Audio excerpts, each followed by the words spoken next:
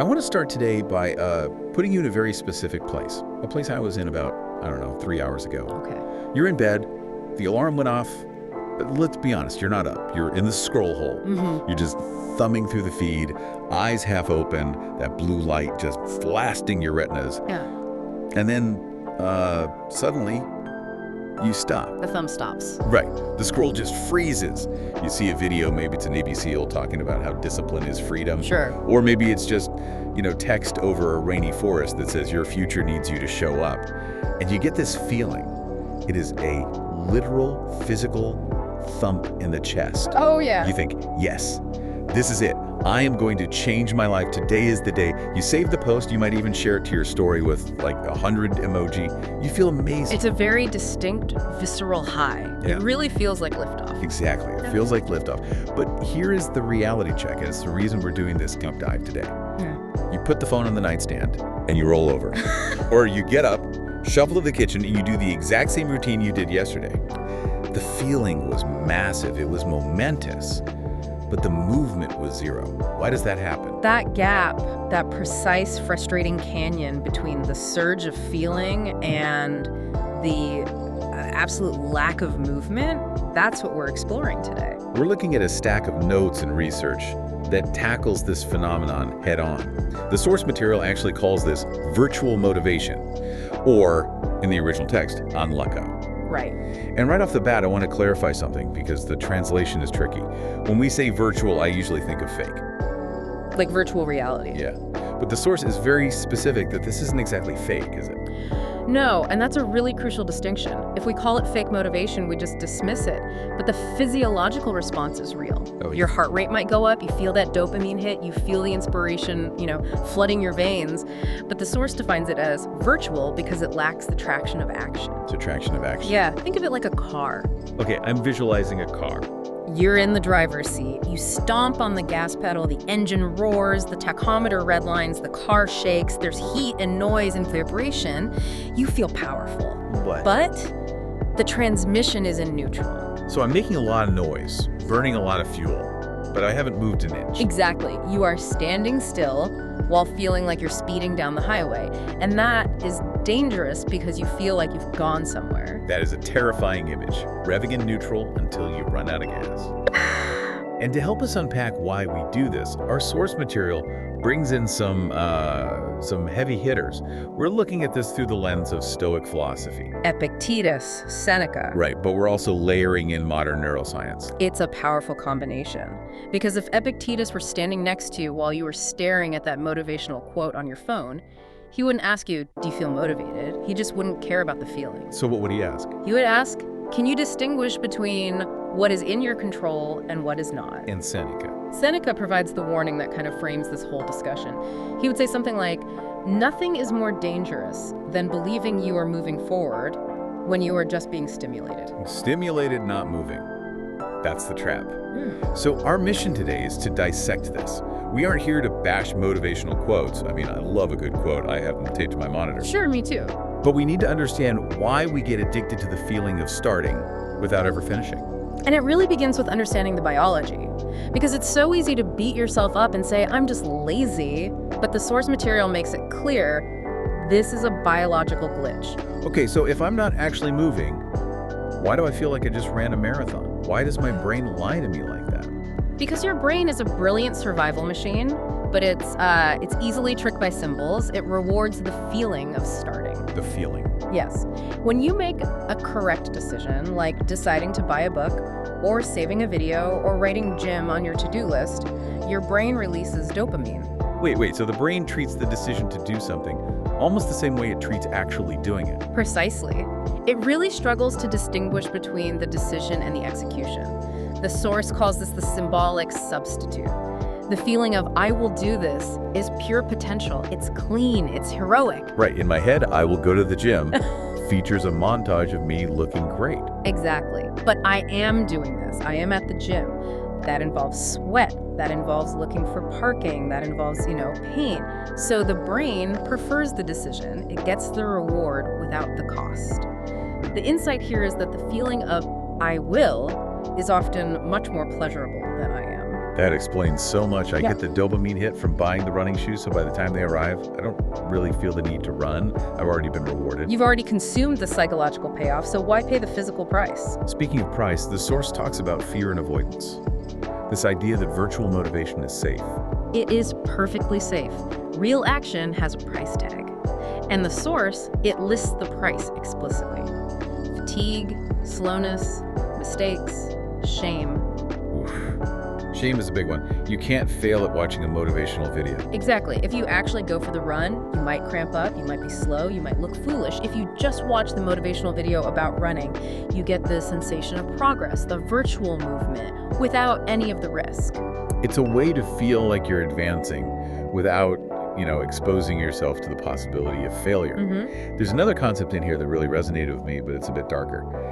The idea of motivation as a painkiller. Yeah, this is where the analysis gets very empathetic to the modern condition. We tend to think people seek motivation because they want power. But the source argues that many of us aren't using motivation to get power. We're using it for something else. We're using it to soothe exhaustion. So wait a minute. I'm not watching the hustle hard video because I want to hustle. I'm watching it because I'm tired. Well, think about when you crave this content the most. Is it when you are well-rested and active? Or is it when you're burned out, lying on the couch, feeling guilty about not being productive? Oof. It's definitely the second one. It's the Sunday night dread. Right. When we're exhausted and feeling like we're failing, we consume inspiration. It soothes the feeling of temporary failure. It makes you feel okay again. It says, you're not lazy, you're just preparing to be great. It's a Band-Aid. It's a Band-Aid that stops you from asking the real question. Do I need motivation or do I need a nap? The Stoics would hate that, wouldn't they? Using imagination to escape reality. They'd be very, very strict about it. They would ask, does this imagination force me to change today? If not, it's just well-packaged daydreaming. Now, surely this isn't just a biological glitch. If our brains are wired this way and we have entire industries built on attention, someone is exploiting this, right? Oh, absolutely. This isn't just happening in your head. It's being reinforced by the world around you. And the source material shifts gears here to look at the social reinforcement. This section was fascinating. They call it the performance of effort. Think about social media. Society demands that we look like we are trying. There is a massive social reward for posting a determined status update or sharing a picture of your laptop at a coffee shop with a caption about the grind. Oh, I see this all the time. The photo of the stack of books, the screenshot of the alarm clock set for 5 a.m. You get likes for the announcement of the work, not necessarily for the work itself. In fact, doing the work often leaves no time to post about it. Yeah.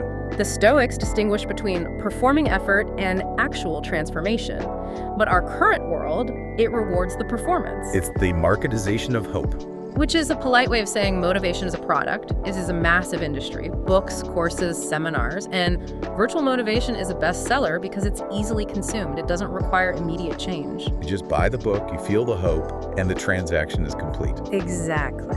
And the source mentions the culture of climax. We love the breakthrough moment. We want the movie montage. And we have no patience for the slow, boring rhythm of actual progress.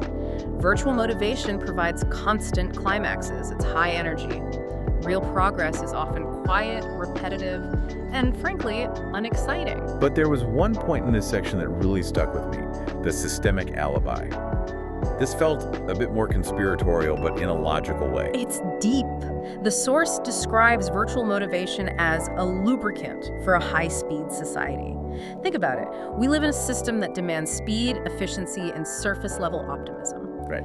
If everyone stopped to really reflect, to really rest, or to question the structure of their lives, like why am I working 60 hours a week, the machine might slow down. So motivation content is like, what, nitrous oxide for the engine? It's more like grease. It just keeps the wheels spinning. Virtual motivation helps people keep running in a system that burns them out. It replaces the need for structural change with individual pumping up. I see. So if I'm burnt out, the corporate response isn't, here, have Lent's work. It's, here's a motivational speaker to get your energy back up. Exactly. It shifts the burden. The system says, you don't need rest, you just need a better mindset. Watch this video. It provides an alibi for the system to keep pushing you. That connects the moralizing aspect too. Yeah. The source notes that people who speak with drive and grit are viewed as morally superior. Even if they haven't achieved anything, we confuse sounding right with doing right. It's that performance of effort. Again, if you talk the talk, you get the moral credit. Okay, so we have the biology, the dopamine trap, we have the society, the performance trap.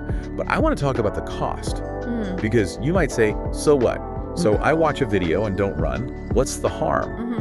But the source talks about the existential cost. And frankly, this part was heavy. It should be. This is where we leave the productivity hack territory and get into the soul. Yeah. The cost isn't just wasted time. The primary cost is the erosion of self-trust. This was the aha moment for me. Think about it.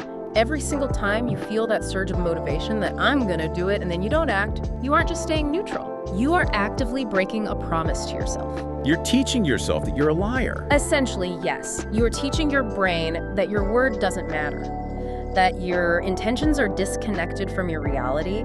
It's a micro breach of contract with yourself. Do that enough times, and you stop believing yourself when you say you're gonna change. That is so damaging. That's a deep injury to your character. It is. The Stoics would say you are damaging your own agency.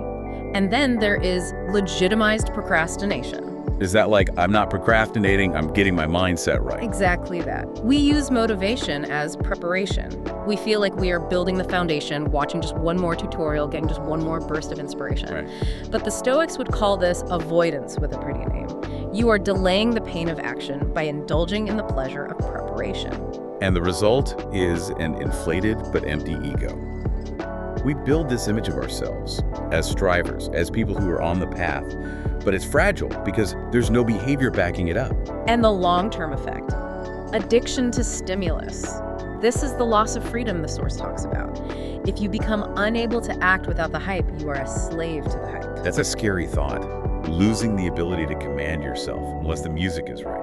If you can't clean your room or write your report without a motivational video playing in the background, you have lost the ability to command yourself. You are dependent on external fuel. So we need to reclaim that command. We need to get off the external fuel. The source pivots here to the Stoic strategy. And I have to warn you, and the listener, I read this section, and it's not exactly fun. No. The source describes this solution as unpleasant, cold, and boring. It is not a fun solution. It's not going to sell many tickets, but it is effective. Okay, lay it on us. What is strategy number 1? Strategy 1. Cut the hype, keep the responsibility. You have to break the link between feeling and doing. So stop waiting to feel ready. The Stoic question changes from, am I in the mood, to, is this my duty? Is this in my control? The answer is yes, you do it. The feeling is irrelevant. You detach action from emotion. It sounds so robotic. I am a robot. I must do the task. But that robotic nature is what saves you when the emotion crashes. You don't need to be a robot, you just need to be professional. Professionals work whether they feel like it or not. Okay, I can buy that. But strategy number 2, this is the one I struggled with. They call it embrace blandness. The neutral state. Honestly, that sounds miserable. Embrace blandness. Who wants a bland life? I know, it's horrible marketing. Yeah. But hear me out. The modern world has convinced us that boredom is wrong, that we should always be entertained, inspired, or passionate. Right. If we are in a flow state, we think we're failing. Yeah, if I'm not passionate, I'm in the wrong career. But the Stoics view boredom, or rather neutrality, as the normal state of discipline. The goal isn't to feel excited while working, the goal is to work while feeling absolutely nothing. So if I'm sitting at my desk and I'm not inspired and I'm not excited, but I'm just typing, that's not a failure. That is the victory. That is the sweet spot. That is the gray zone. If you require the high to work, you are fragile. As soon as the music stops, you stop. The goal is to be able to operate in the gray. Operating in the gray. I guess that lowers the stakes. I don't have to be a superhero. I just have to be a machine that keeps running even when the paint chips off. There's a quote in the source. Don't seek pleasure in doing the right thing, seek consistency. If you expect a dopamine hit every time you do something good, you'll quit as soon as it gets hard. You have to be okay with the bland. Strategy number 3 seems very practical, almost mathematical. Measure repetitions, not feelings. This shifts the metric of success. We usually ask, how do I feel about my progress? And that's a trap. It's subjective and emotional. I feel like I'm not moving fast enough. Okay. The Stoic asks, how many times did I do X this month? The source gives a great example about reading. Yes, don't set a goal to transform your life with books. That's too big, too abstract, too much pressure. Put the book on the table. Read 2 pages. Repeat. Don't ask how it felt. Just ask, did the pages get read? It's binary, yes or no. Did the rep happen? Precisely. It strips away the drama. Virtual motivation thrives on drama. The big music, the tears, the breakthrough. Stoic discipline thrives on data. Did I do it? Yes. Good. Next. And finally, strategy number 4, silent action. This directly opposes the performance of effort. The Stoics value action that is not seen. Virtual motivation screams, it posts on social media, it announces itself. Real discipline is silent. It's about being okay with living in the unapplauded zone. The unapplauded zone. That is a tough place to live in 2024. We are trained to seek applause for everything, even our breakfast. But the source says that is where character is built. Because if you only work when people are watching, you are an actor, not a worker. The value of action isn't in being seen, but in whether it sustains your own integrity. It's about doing the work in the dark. This whole deep dive has been a serious reality check. We start with that high of the morning quote, the bright light, the music, and we end up in the quiet, boring, unapplauded work of the afternoon. And that's where life actually happens. Not in the high, but in the quiet. The source material ends with a final provocative thought. It's framed as the ultimate Stoic question.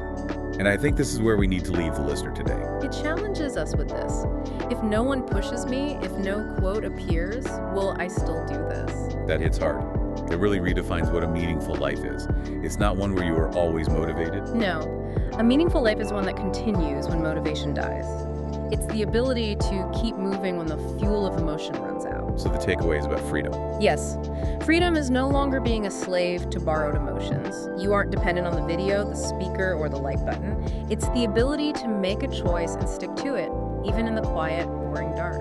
It brings us back to that morning scenario we started with. You wake up, you pick up the phone, but maybe after this deep dive, you put the phone down before you look for the boost. You don't look for the spark, you just get out of bed. So here is the question we want to leave you with today. It's simple, but it's uncomfortable. If tomorrow brings zero inspiration, if you wake up feeling flat, tired, bland, and completely uninspired, will you still do the work you said you would? Because that is the only moment that actually counts. Thanks for diving deep with us. We'll see you next time.